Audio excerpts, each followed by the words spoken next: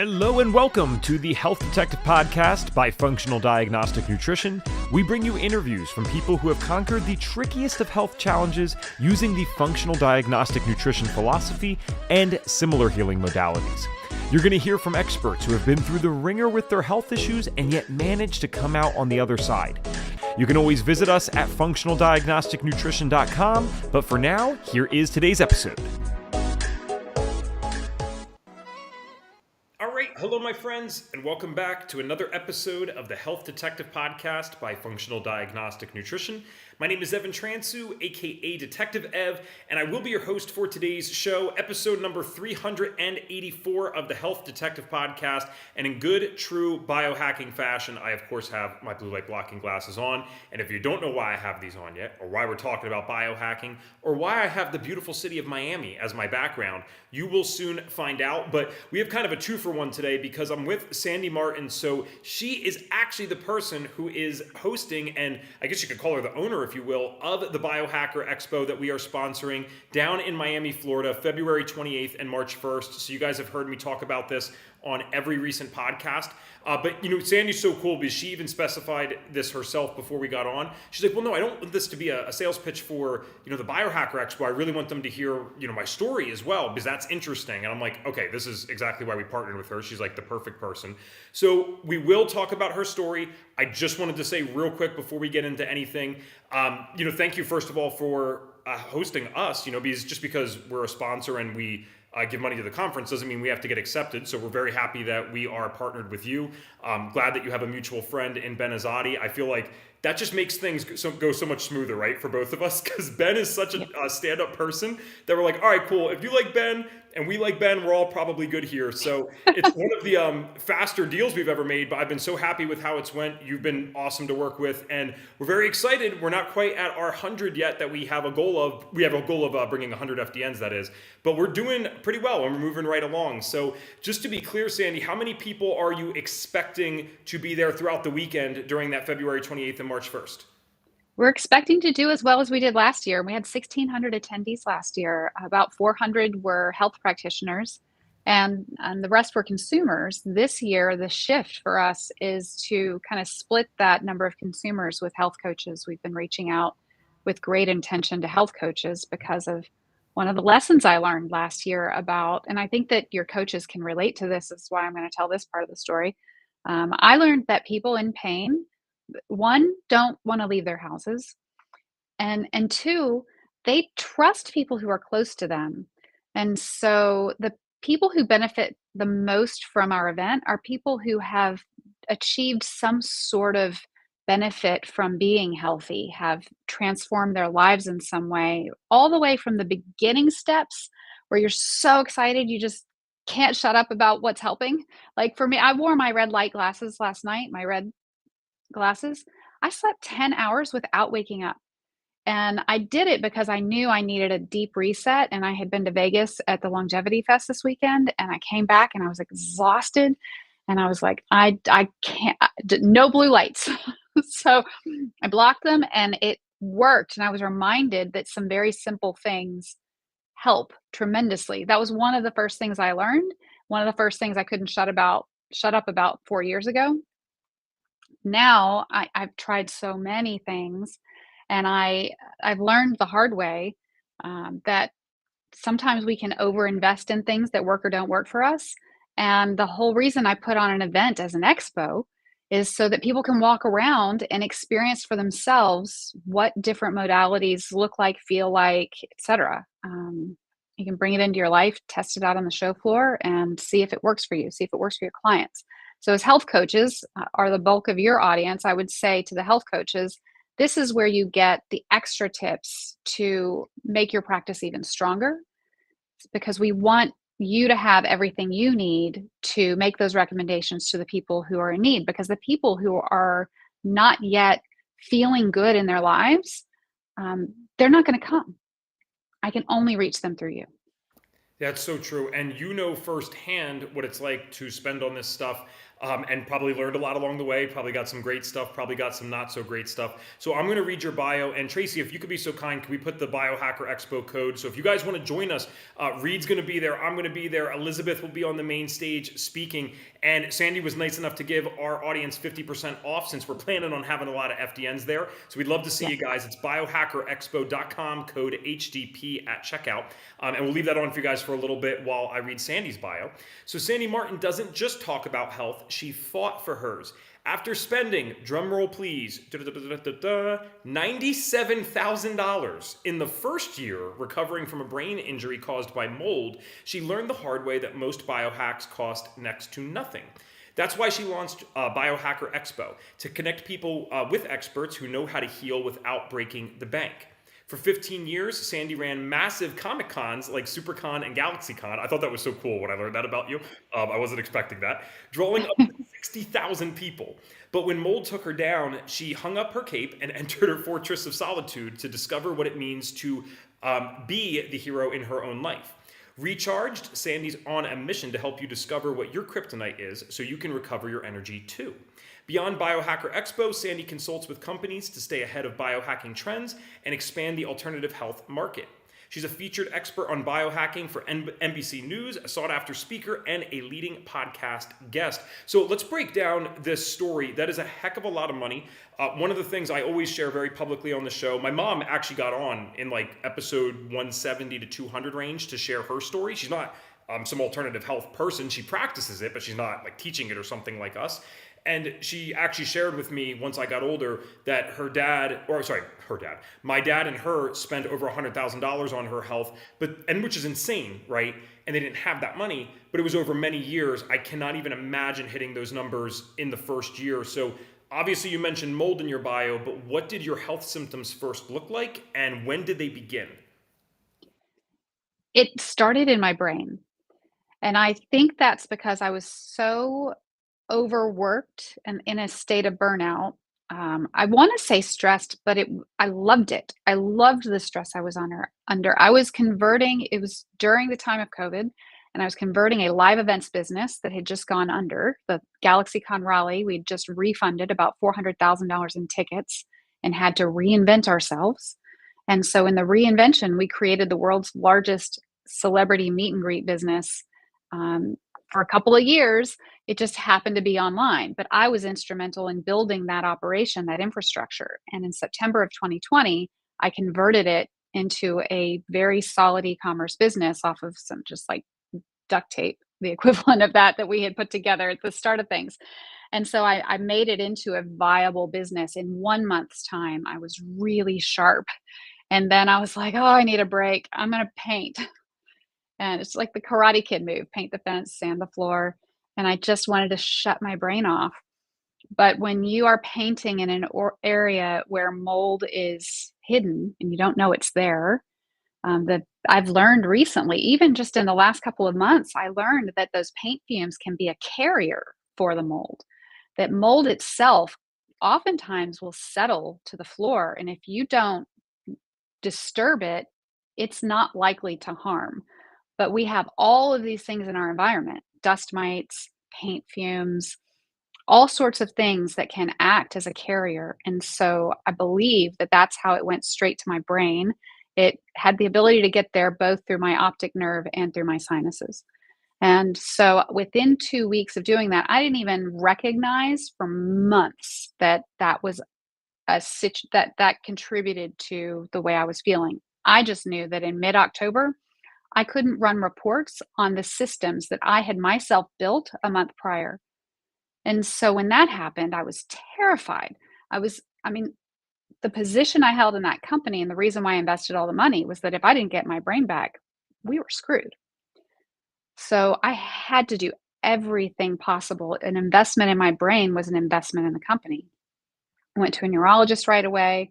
I I ended up buying some light therapy, some oxygen therapy, some really heavy hitting, expensive items right out of the gate. But the reason I became a biohacker is because Dave Asprey is the one who told a story who got me to figure out that mold had created my symptoms. And by the time I found that out, 6 months into being sick, I went from confusion and an inability to read a spreadsheet overnight. When I say overnight, like 2 weeks to me is overnight for going from running a business to not being able to read a spreadsheet. And so I went from that to progressively more and more exhausted and in pain. And so what set in was something akin to chronic fatigue or fibromyalgia. Those were the symptoms. And I one of my first symptoms was depression, but I loved my life. Even with all that stress, I loved my life. And so it didn't make any sense that I would have depression. And so I started to pull the thread or peel the onion, whatever analogy you want to use, and discovered that I discovered brain inflammation in that process. And then that brain inflammation, which is what I experienced first, went through the rest of my body. And so 6 months in, I figured out, because of Dave's story, that mold was the likely cause, tested for it, found plenty of mold in my body, was able to get out of a toxic environment and move. And then that alone helped. But then once I was able to start detoxing, the other biohacking things that I had invested in with no benefit started to help. And so this is where a functional approach matters most and where biohackers often get it wrong. Is that we can't just supplement and shine lights and breathe in a certain way to feel better if we have a root cause problem that isn't addressed. I'm so sorry that you went through this, but at the same time, if I can say this, there's a part of me that's glad because you're like the. Sorry, let me word it this way. If anyone's going to go through it, Grateful. yes, because people like you go out and just make it your passion and then you change the world with this type of stuff. So there's a difference between wishing it upon someone, right? And then saying, well, dang, if they're going to pick someone, I mean, this is a heck of a person to pick because you have this background of bringing people together. And I love how this instantly translated into, okay, cool, we're going to go bring people together with this. And I also just appreciate you sharing this business side that you have too, which seems to be very integral to your personality and how mold still was able to affect that. Because that was something that was embarrassing and tough for me. I know that when we were having dinner with a few people, it was loud. It was kind of hard to share the full stories. But what happened is my wife and I were in an apartment from October 22 to 23. At the same time, this is when I started doing more work at FDN. And so I was inside more than I had been in years. And mind you, Sandy, I had already been sick in my life and I felt great. I felt great for like the last 6, 7 years. I had overcome 7 different diagnoses. So I'm thinking that I'm on top of the world with this stuff. And I was almost mentally in denial about what was happening because I knew all my habits that had gotten me healthy were still in place. So if that doesn't show how powerful this stuff is, I don't know what does. And I just watched myself get worse and worse and worse. And the reason that we ended up leaving that apartment is because we couldn't ignore what was going on anymore. I was waking up in the middle of the night. My nose was so clogged that I guess my brain registered it as like not breathing, even though I definitely was breathing. But I'd gasp for breath and it woke me up out of sleep and it would scare the crap out of Maddie. And then it was just a terrible situation. So I felt the mental effects and like I couldn't remember things anymore. And it's just when you are entrepreneurial or when you're working at a company at a high level or doing what you do, it is so demoralizing to watch yourself just deteriorate in that way, especially we're not particularly old people, right? No, we're young people. So Right. we have all this life left ahead of us and it really just sucks when that happens. One thing that I'm curious about though, and maybe you had an influence of this that I'm not aware of yet. So you said one of the first things that you did in addition to the neurologist is, getting the lights and stuff like that. How did you even have the awareness that that stuff existed? Because from my understanding, this was kind of your intro into the world of biohacking. And most people, even if they got into functional medicine, it would be a couple of years before they understood that these biohacks existed. So what influence did you have in your life that led you to making those choices so quickly? I would say that it probably starts with heart math because I had been using the heart math inner balance sensor since 2012. And I knew from heart math that there was a heart brain connection. And I knew that I was out of balance. I was not in coherence because I could read it on my sensor. And I'm good friends with Howard Martin at HeartMath, and so I think maybe through that friendship, I was able to see myself for who I truly am, And I think being able to connect with our hearts and know our hearts is important. But really, how I figured out what to try, see, that's what got me to look. I think I looking back, I'm surprised that I knew how to look for the answers, how to look for things, how to even just knowing that I wasn't depressed. Figuring out that that was a symptom and not a disease is not something people really talk about in society. People want to label depression as a condition, but I firmly believe it's a symptom. And so between that intuition, and my intuition is probably enhanced by the meditations I do with the heart math inner balance, and my experiences with heart math, those two things led me to search YouTube for what else it could be. And then the algorithm is just so brilliant that it was one video after another. And then that would lead me to book ideas. So between Amazon searches and YouTube searches, I got the most fascinating information. Like, I had not heard of functional medicine in until October of 2020. And that should tell you a lot about me. Um, I saw a video with Mark Hyman, and I, it blew my mind. I mean, and to find out that there were doctors out there that knew that there was more, and to me, it was new. Um, so between Dr. Amen, Dr. Hyman, and some other videos that I saw online, Tom Bilyeu's impact theory or health theory was really helpful. A video he did with Lisa Feldman Barrett confirmed my suspicion that it did two things. One, it taught me the word mitochondria, which I did not remember from high school. And two, it taught me that symptoms of depression exist from mitochondrial imbalances. And that was it. I was off to the races. But even though I was off to the races, my cognition was going down. So every single day that I was learning something new, I was not committing it to memory. One of the first things I did was I got a SPECT scan done, and it was performed incorrectly. I know, because I took Dr. Amen's brain coaching certification course, and I got a misdiagnosis from that neurologist. And we know that a medical error is the third leading cause of death. And so, I'm really lucky that I came through so quickly with answers and things, but I'm so determined. The most important piece I learned that shifted my entire perspective on what it means to rebuild my brain and start over was from Jill Bolte Taylor, and she wrote Whole Brain Living. She had a stroke on her left hemisphere, and in that, she was a neuroanatomist and witnessed her own stroke, witnessed it from her right hemisphere. And so she talks about the quadrants of the brain and the personalities that they create within us.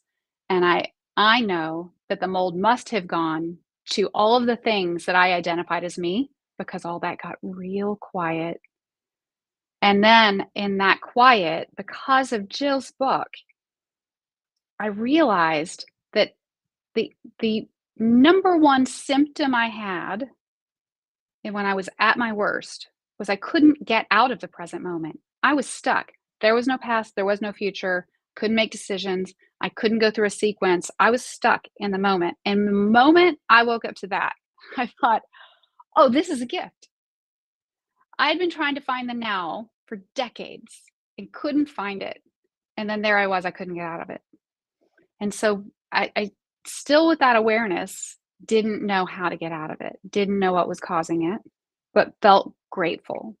And that gratitude is what started to shift my personality and help me become the woman I am today.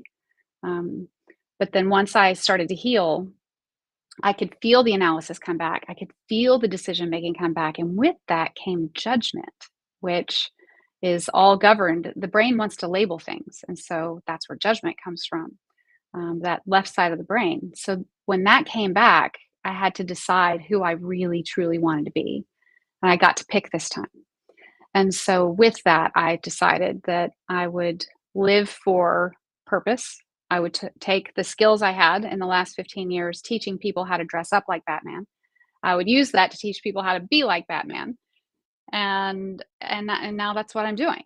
And I'm really grateful that I've had the experience. It sucked. But I'm really grateful that I do have the ability to share space with people who know how to heal. Your story is awesome because I've interviewed, like, I would say the vast majority of shows that we have, or episodes that we have on here, are story based. We do some other things, but in 380 something episodes, most are stories. And what's so cool about yours, and regardless of whether or not you had external influence that did help you, I get that that's a very fortunate thing to have happen. You still strike me as a very sharp individual because your story is one that I've actually heard before, in a sense, right? Just other people have experienced similar things, but it takes a decade. Even myself, it took a full year to recognize that I was in mold, and I'm living this stuff every day, in the sense that I interview people for a living who are involved with this. So for you to deal with such a severe experience, come out on the other side, and then also figure out a way to make a business out of this, which is a perfectly ethical thing to do, right? It helps other people. That's what we do as FDNs. That's just incredible. I feel like I've heard the story, but never in such a short period of time. And you're obviously saying something great because you got some fans here. So Sarah Juliet said in the chat, this is just a nice thing. She said, gratitude is life-changing and brain-changing for sure. Amazing. So I think she's just loving your story as much as myself. By the way, if you guys have any questions for Sandy directly, obviously feel free to throw them in the chat. There's so many things already going through my head here. So I am curious, because I'm sorry if I didn't understand this. Maybe I still have some mold. You use the words brain injury from mold. I've actually never heard that specific thing worded that way, from mold. So what does it actually do to the brain that injures it? It's so that's a great question. I say brain injury caused by mold because I was diagnosed with having a TBI, as evidenced by low activity in certain areas of the brain. The SPECT scan showed that. Now, it's entirely possible that that was exacerbated by the way the test was done. They I don't know if you know how a SPECT scan's done, but they inject a nuclear tracer into your body at a certain point, and then they take a picture of your brain. And they'd had me in a room meditating with my eyes closed. They didn't tell me to meditate with my eyes closed, but I was bored, so that's what I did. I meditated with my eyes closed, lying down, just to pass the time. And then they injected the tracer. So it reduced activity in the front of my brain. And because my eyes were closed, the back of my brain was dark because that's where vision's processed. And so it looked like I had had a traumatic brain injury, and I was diagnosed as such. And I guess that's where I picked up the injury portion. But the way that the brain scan read, with low activity in the front and back, and then these holes all throughout the mid region, that was how I figured out it was mold. Because there was a certain slice of the midbrain that, when you have this kind of pattern, it it indicates a drug problem, a drinking problem, maybe some people who work in factories or people who are surrounded by mold. And that was the thing that Dave and I had in common. We had a slide on our scan that looked that way. And when he described it, I remembered, and I said, "Oh, I have that slice." I went back to my scans, I looked at it. And so that picture is really why I consider it an injury. But what it truly is it's the inflammation. The inflammation is blocking signals in the brain. And so it comes down to the way that the brain is processing sugars. And I mean, you can starve mold out. And I did intermittent fasting and the keto diet to feel better. And it helped me to not sink to the point where I was completely incapable of doing anything.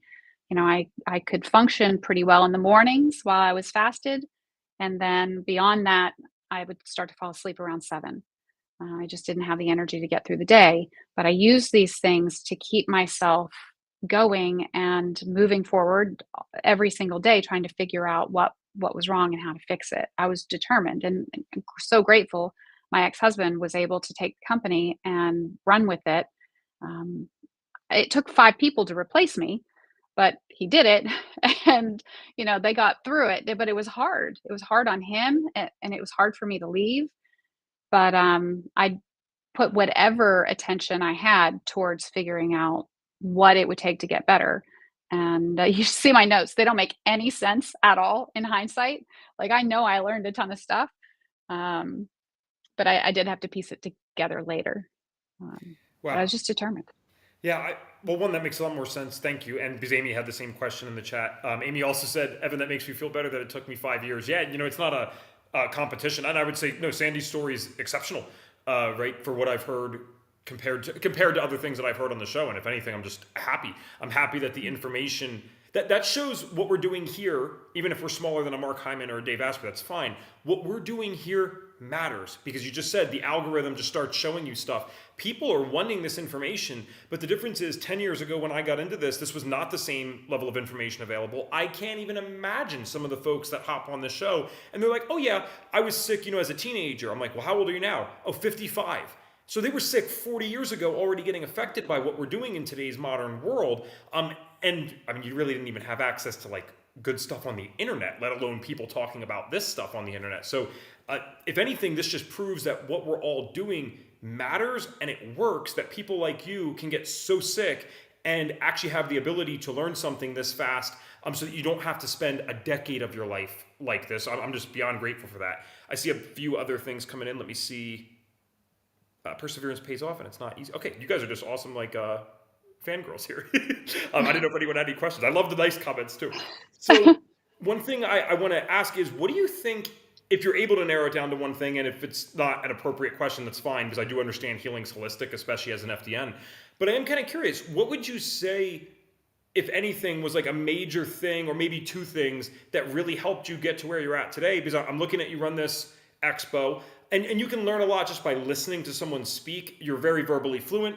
I would say, again, because probably you weren't at one point with the mold based on Right. what you described. So you seem, and you're referencing names and podcasts and therapies like no problem. So obviously you've made some significant progress, which is amazing. What do you think one or two big things were that actually led to the healing that you have now? Okay, so it boils down to if I have to pick two, it's my dog and frequencies. So when I moved into a new home that was mold free, as I moved in, I got my puppy, and he's 3 now. He'll be 4 in February. And that my doctor told me that I shouldn't exercise. And so I thought that that was really dumb. And the least I could do would be to walk, but I was still struggling, and I probably wouldn't get out and walk as much as I thought I needed to if I didn't have a dog. So I got a dog, and he's beautiful and lovely, and just saved me in so many ways. I think that that human connection, or that sentient connection, is vital to healing. Frequencies.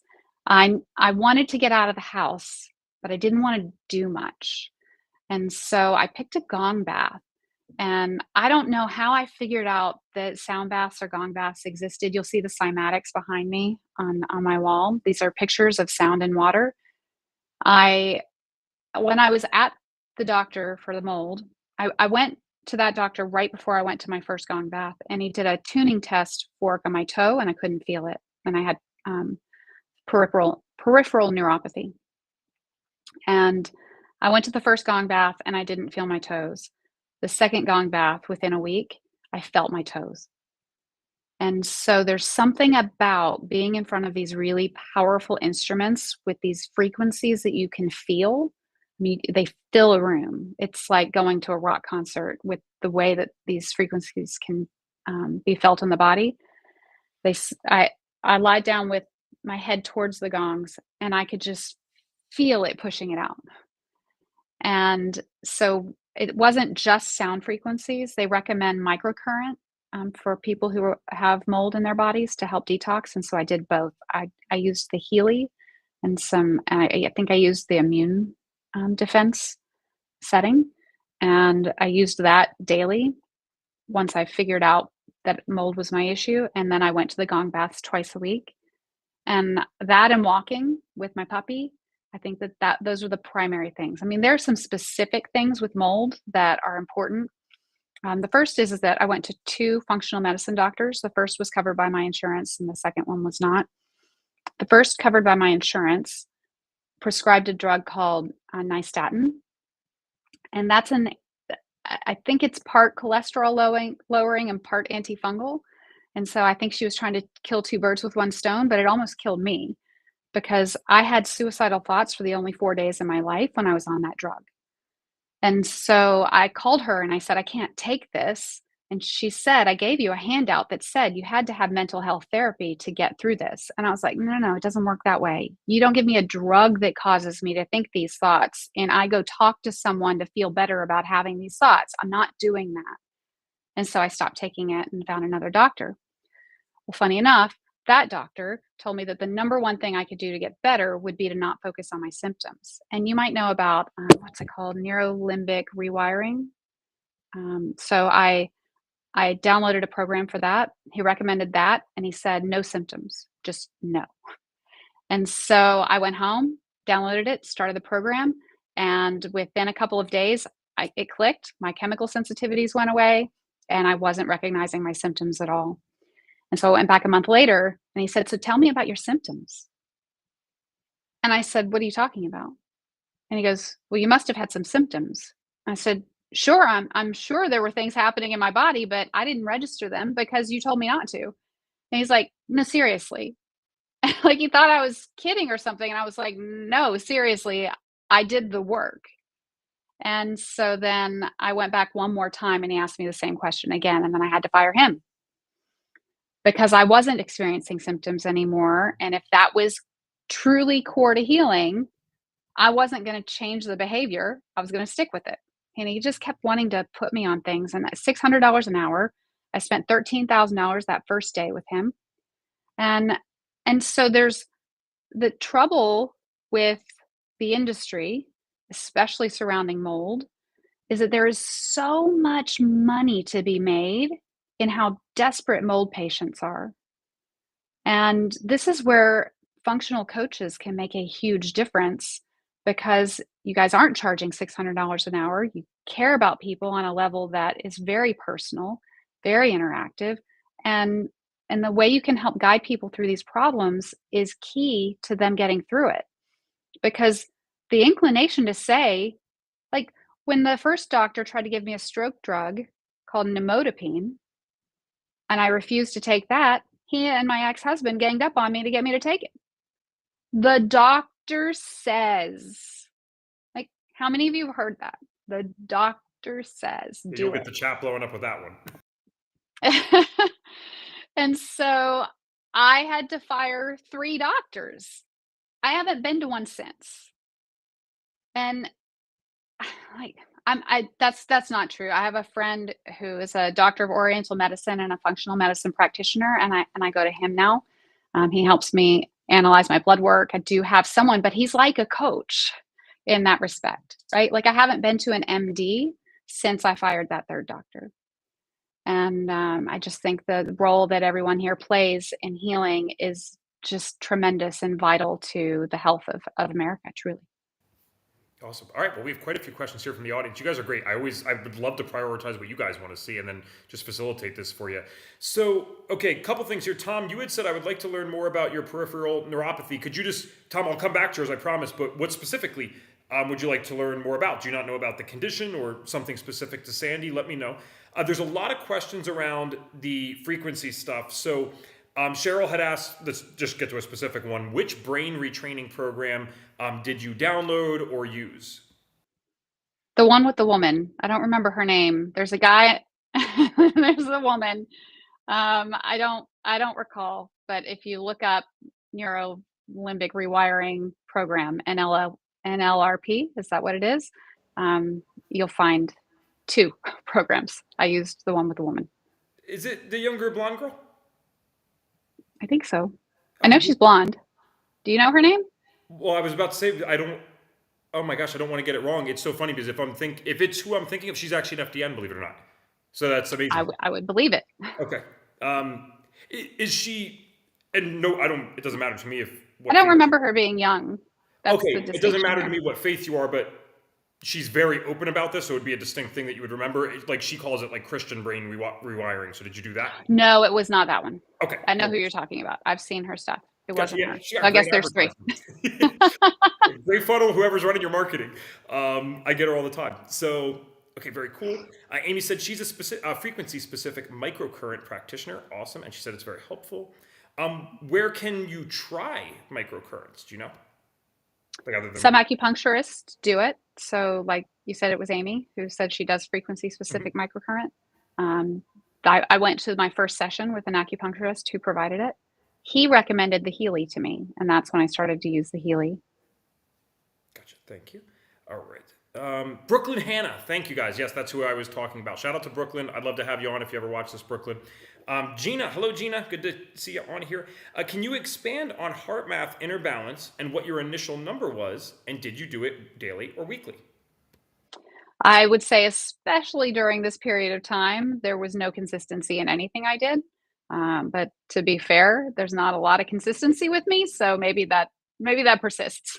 I I do it when I need it, and once you learn how to feel coherence, it's not critical to keep using the app. It's what's really most important is being able to get into coherence. With HeartMath, I mean, I really found it super difficult to in a I started it because I was really stressed. And for just to give you an overview of what HeartMath measures and why it's important, and this is the basis for all of what Joe Dispenza teaches too, is to get our hearts and brains into coherence. The philosophy is that the most intelligent organ in our body is our heart, not our brain, and that heart intelligence is what we're able to activate when we focus on the heart, experience elevated emotions, and we can aid this through breath work. And so the breath work is just simple imagining that you're breathing in and out of your heart space. Feel your heart, draw your attention to your heart, and relax. It's a soft and easy movement. It's not it doesn't take a lot of effort. It doesn't really matter what you're thinking. Your eyes don't have to be open or closed. They can be whatever. But that's just by breathing in a steady manner. It's almost like a pacemaker for the heart. And so what it does is it brings your heart rate variability up, and then it puts your variability into a smooth sine wave pattern. You can see this inside the Inner Balance app. And so it gives that immediate biofeedback that it's working. The sensor they use samples the heart rate 200 times a second. And so that's how they get the heart rate variability data. But they're calculating a number score if you've used the HeartMath app. And I was in the 1 to 3 zone for coherence. And then when I'm able to get into coherence, I'm in a 6 to 8 zone personally. I still struggle, probably just due to early childhood stuff. I still struggle to use elevated emotions as a means of getting into that heart space. I have to do the breath work. I can't do it just, I can't sustain it through the experience of gratitude, through the experience of love, the experience of invoking compassion on my own, out of nowhere. I really admire the people who can. The breath work doesn't get me to a 6 or 8. It'll get me to like a 4 to 5. My technique is to chant. So I breathe in for 6 seconds and I chant Om for 6 seconds. And that is it. That takes me immediately. Again, that's a frequency, right? So it's the frequency of the breath work and also the sound and the vibration coming through, because the vagus nerve runs from the brainstem into the cheeks, up the ears, down the neck, and into the gut. On a complete side note, what I hope you guys are getting the same thing that are watching this. I really, the more I'm getting to talk to you, because we only get to talk in a group setting so far, for the most part, right? Getting to talk to you one on one like this with an audience, right? You strike me as an extremely real person. I don't know how else to say it. I really admire people who have high self awareness, because in this podcast, you're able to highlight strengths that you had. You can talk about the successes with the businesses and the conventions that you ran, and then you're also just like, oh yeah, I might struggle with this childhood stuff still, so I'm not able to do that yet. But you just say it like so matter of fact. You're like, this is Sandy Martin, here I am. Yeah. And I think that's what people really relate to. So I just appreciate you bringing that energy to the podcast. Tom did specify here, so thanks, Tom. I'm sorry that you're dealing with this. So Tom said, yes, Ev, I'm dealing with chemotherapy-induced peripheral neuropathy from chemo required for a successful bone marrow transplant. And then he went on to say, Sandy mentioned sound healing. So I'm guessing what he's looking for here is, would this be hopeful for someone like him? Do you think something like that could work? Specifically relating to chemotherapy, I was introduced to sound because I had a massage therapist who had some expertise in manual lymphatic drainage in that particular technique. And then she also was using sound bowls as part of her therapy. And so she did a manual lymphatic drainage massage on me and then struck a bowl next to my head. And that was truly how I figured out that sound was a healing modality was from her. She helps a lot of cancer patients and a lot of chemotherapy symptoms.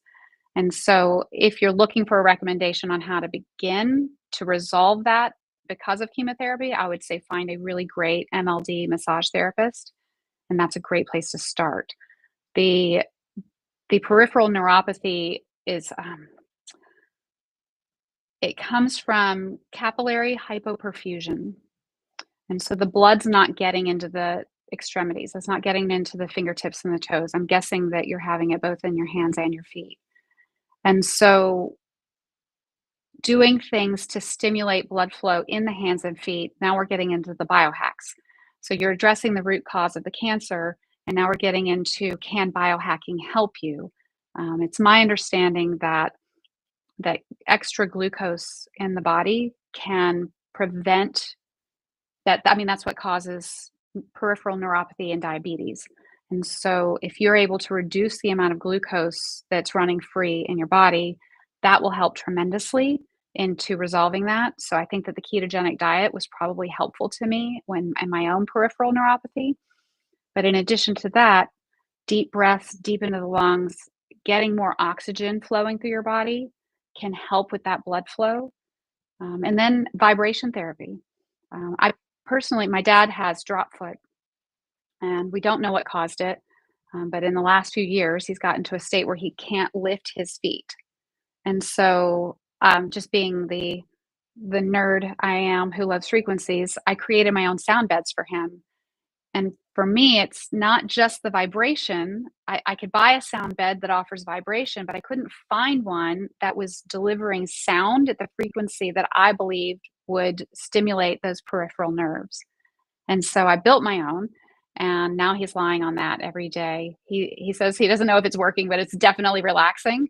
And so he does that for me. Also, PEMF therapy can help with that. Uh, Photobiomodulation, which is red and near infrared light therapy, can also help with that.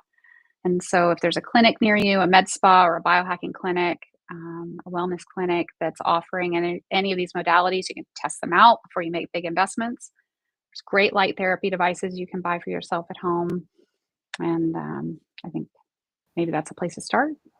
Yeah, I love that because they're good recommendations. We had a business for 3 years where we did red light therapy, and we called it a light therapy studio. We had infrared Mm. sauna, vitamin D lamps. It was a wild science experiment. It was cool, and it works in the north. Definitely, the farther north you go, or I suppose the farther south too. There's more of a need for that kind of stuff. So we had quite a few people actually end up coming in because they found online or whatever, hey, this could be good for peripheral neuropathy. And what I found is usually within the first few sessions people started to notice the needle moving at least somewhat. So I think that's a very good recommendation. You might as well go to some of these places before you make the purchase. For many individuals, sometimes the memberships even at these places, not always, but sometimes could be more beneficial. That's why we priced ours similar to like how a gym would price, right? You're not going to go buy an elliptical squat rack and all the weights generally. Some people will. Most won't. They'd rather pay the $50 a month. And sometimes it's a little better than paying, 5, 10 grand for red light panels and the full setup and the laying down stuff.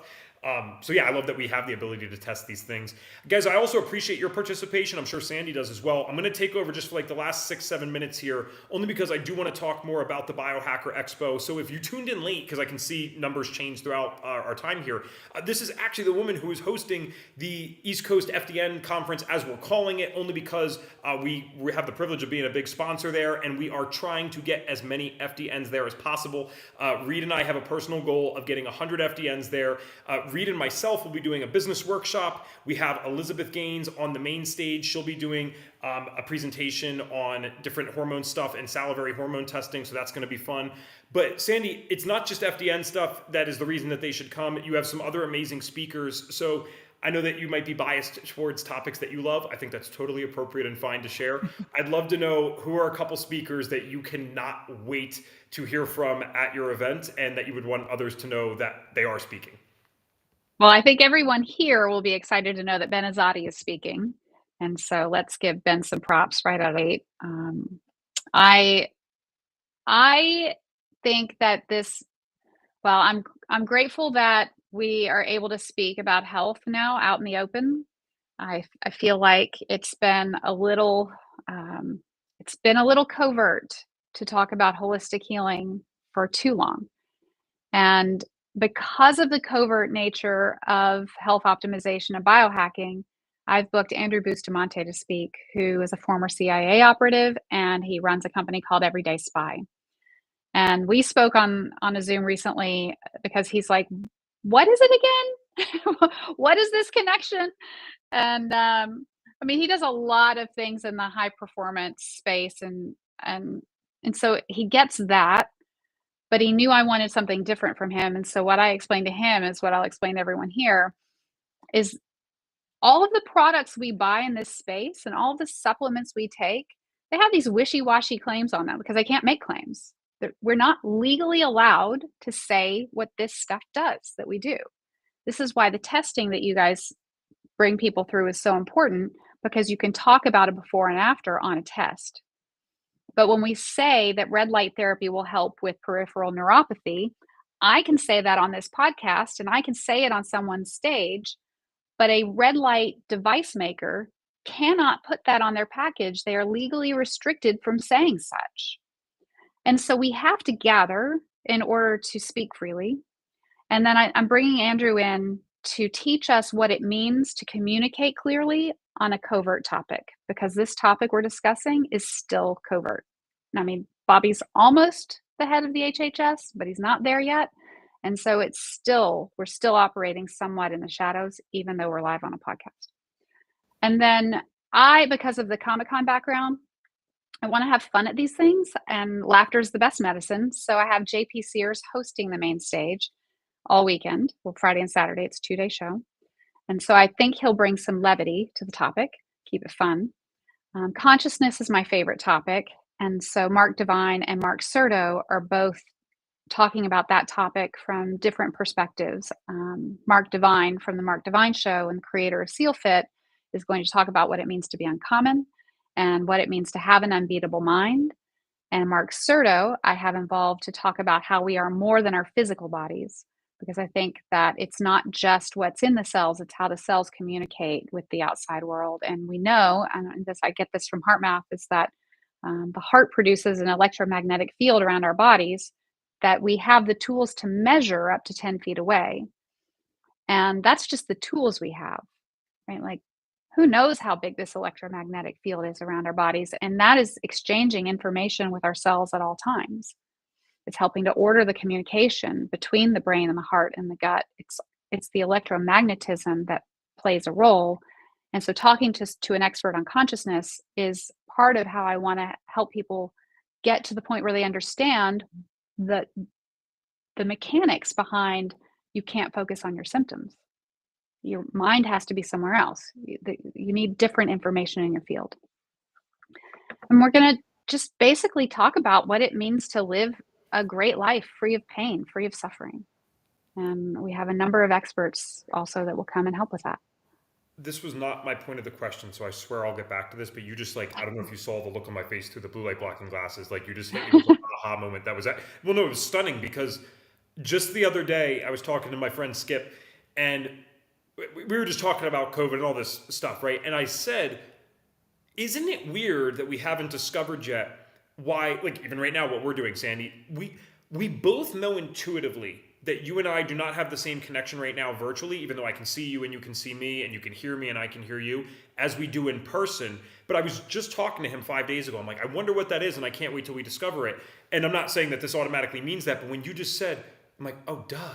I wonder if we're picking up the frequencies of other people, and that's why it's an inherently different experience, and more rewarding one, mind you, seeing someone in person versus just on the live. So I apologize for going off there. I can't help it, because I was like, whoa. Well, that's exactly right.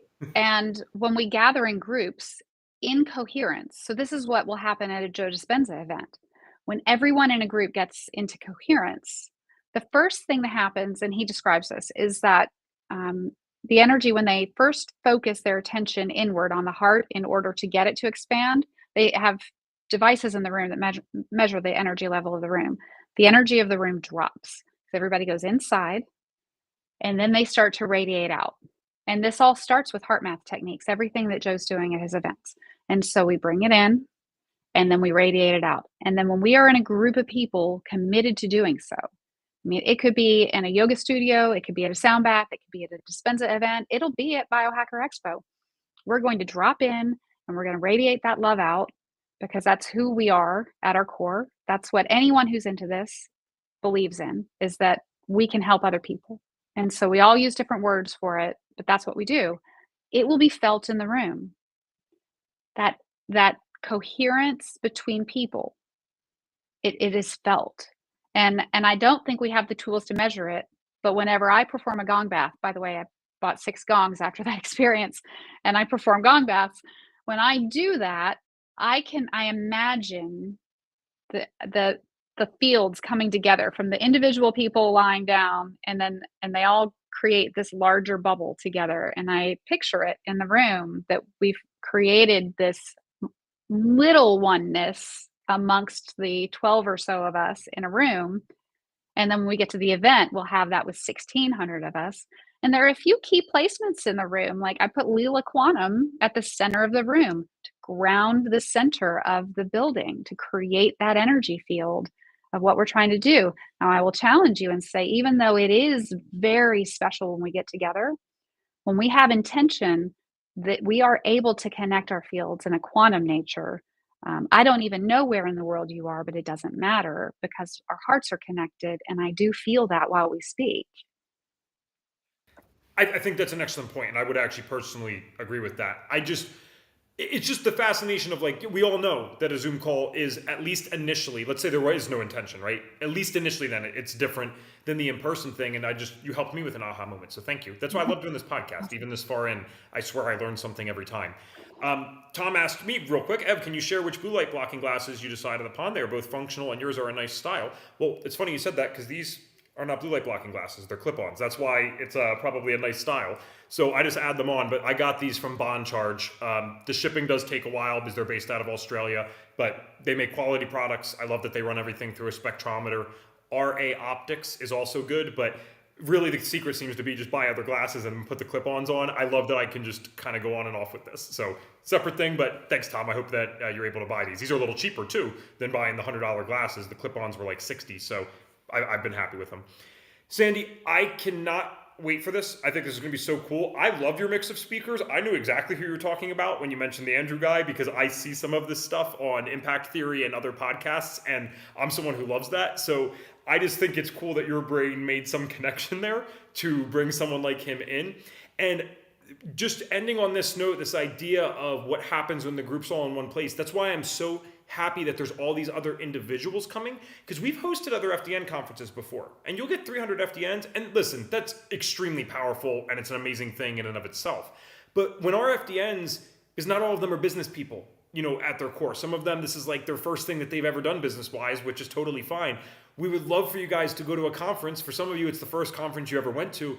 You do not understand the power and the energy and what you leave with. I mean, it's real inspiration, man. Does it last for 5 years? No, but it's not like motivation that you get from like a little thing on YouTube or a reel and then all of a sudden you're down in 5 seconds again.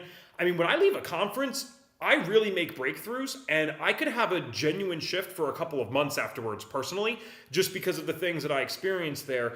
Gosh forbid, if you're lucky enough, and it's very likely that this can happen, if you're lucky enough to make a genuine connection, sometimes the connections that you make at the conferences are there for a lifetime. Why? Because you're all coming for shared interests. And so when we start with that foundation of shared interests, it's very easy to make friends, even if we're 30, 40, 50, 60 years old. It happens a little effortlessly when we're there for our core mission. So Sandy, is there anywhere else people can find you other than the biohackerexpo.com? And guys, don't forget to use code HDP because you get 50% off at checkout. But is there anywhere else they can find you and follow you? Yeah, at Biohacker Expo on all the platforms. Very cool. Biohacker Expo, excuse me, on all the platforms. Sarah said, I loved the last FDN conference and have new friends from it. Awesome, Sarah. I hope you make this one. Maybe you already are making this one. I apologize if I forgot. So our signature question on the show to finish up with you today, and I have no idea where you're going to take this because you have brought up so many things and you're a wealth of knowledge. This will be fun. It is this. If we could give you a magic wand, you could wave it, and you could get all of our viewers and listeners to do one thing for their health. So just general health now, not mold. It could be mold, but it could be anything, just general health. What is the one thing that you would get them to do? And keep in mind, you could get us all to start doing something, or you can get us all to stop doing something. What the heck is the one thing that Sandy gets us to do? I only get one? Many people have Goodness. done 2 or 3, so feel free. Well, I believe that biohacking starts with no. And so I think that there are a lot of things out there to say no to, but the one thing that I think I can gift everyone in my answer that is not obvious, that you won't hear anywhere else, is that the single best thing you can do for your health every day is to Om chant for 3 minutes. Just breathe in, and it doesn't matter what you sound like. It's Om. You want the vibration in your lips.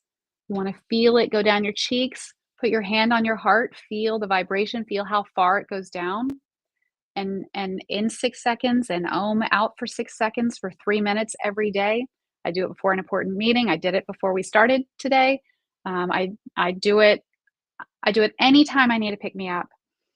And I believe that even though it's my magic wand, I don't want to recommend something that costs money. And I believe there's no greater thing anyone can do to bring themselves into a state of healing than to start with 3 minutes of ohms. Thank you so much for your time today, and I cannot wait for Miami, especially in February.